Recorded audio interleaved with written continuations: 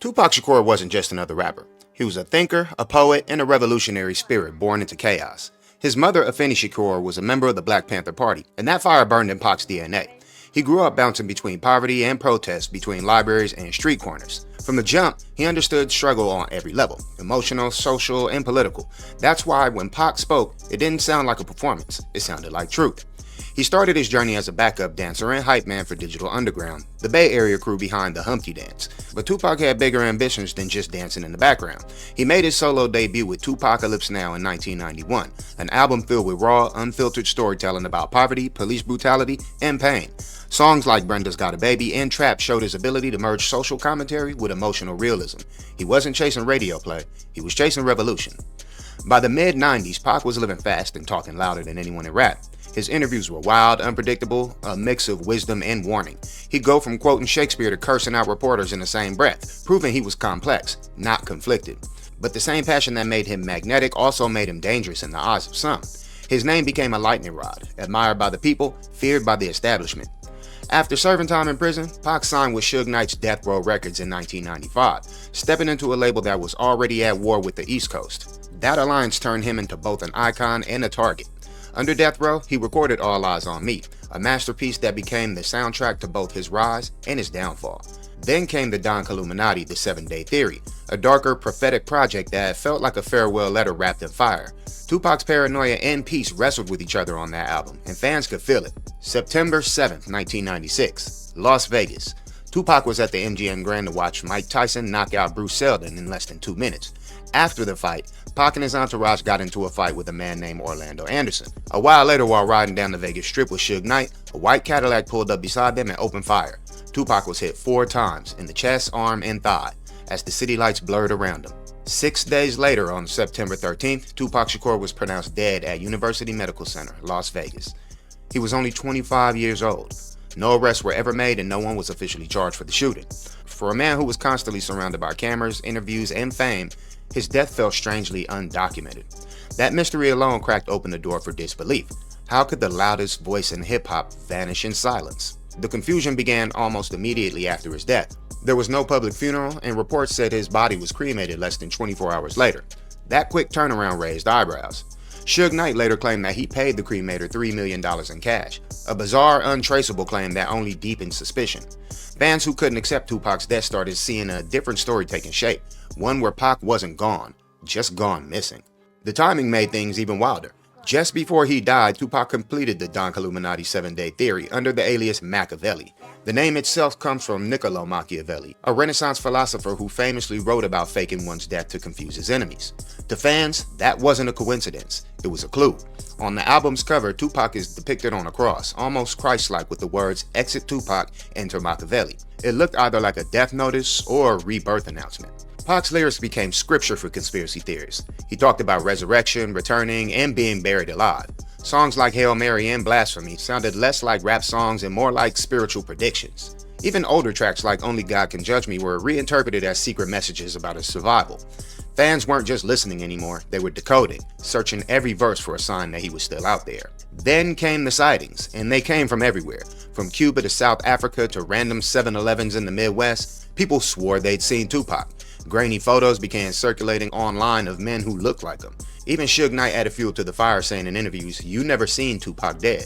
For believers, that was all the confirmation they needed. The most popular version of the conspiracy theory centers on Cuba. Tupac's aunt, Assata Shakur, was a political exile who fled there after being convicted of murder in the US. Many believe Tupac used her connections to escape, fake his death, and quietly live on the island. Some fans claim photos exist showing him alive there, living simply and writing music. Whether those images are real or not, the theory fits perfectly into the legend. Poetic, rebellious, and impossible to prove. If there's one man who could have ended the speculation, it's Suge Knight. He was sitting right next to Tupac when the shots were fired, but instead of clarifying things, Suge made it stranger. He told interviewers that the person who cremated Tupac disappeared. He said Pac never looked dead. Even decades later, Suge still hints that there's more to the story, keeping the legend alive from behind bars. Pac's fans took things even deeper. They pointed out how the number 7 seemed to follow him everywhere. From the day he was shot, September 7th, to his death 6 days later equals 7. His age, 25, adds up to 7. His alias Machiavelli has 7 letters. The 7-Day Theory album title started to feel prophetic. For conspiracy believers, it wasn't just numerology, it was Pac's spiritual code, left behind for those paying attention. After his death, the music didn't stop. It multiplied. Albums kept dropping, filled with fully mixed, unreleased verses. It felt endless, like Tupac had left behind the vault of his soul.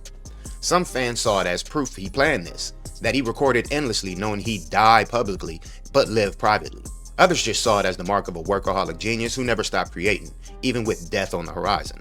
But not everyone buys the myth. The official paperwork exists, the witnesses were real, and his mother, Afeni Shakur, never once hinted that her son was still alive. Medical staff, police reports, and longtime friends all confirm his passing. Many of the so-called photos of him alive have proven to be lookalikes, deepfakes, or pure coincidence. Still, the lack of closure keeps the door cracked open for believers. The thing about the Tupac conspiracy is that it says more about us than about him. People need hope, especially when their heroes die young. Tupac represented power, truth, and resistance in one voice. Losing that voice felt like losing a piece of the culture itself. So the idea that he's still alive isn't just wishful thinking, it's emotional survival. Believing Pac might still be somewhere recording gives fans a sense of peace, like his story didn't end too soon. At some point, Tupac stopped being a person and became a symbol. He represents struggle, justice, and the internal fight against oppression. In that sense, Tupac's resurrection has already happened. It sits in every rapper who speaks truth to power. When new generations discover him, they don't find an artist from the past. They find a blueprint for how to speak truth in an industry built on noise. He's not gone, he's evolved. Every few years, a new documentary or series brings the story back. Movies like All Eyes on Me and Unsolved keep the mystery fresh, reintroducing Pac's story to younger fans who weren't even born when he died.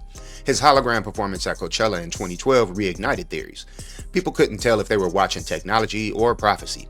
Even rappers like Kendrick Lamar, J. Cole, and Nipsey Hussle have carried pieces of Pac's spirit into their own work. His presence in pop culture isn't nostalgia, it's inheritance.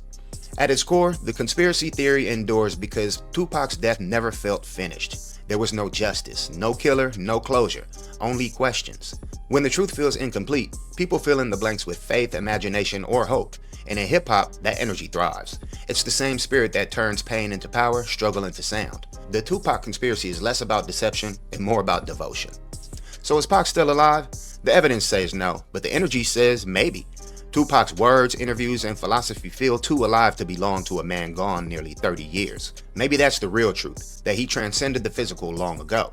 Every time someone quotes him, samples him, or channels his fire, he's right there, alive through impact, not illusion.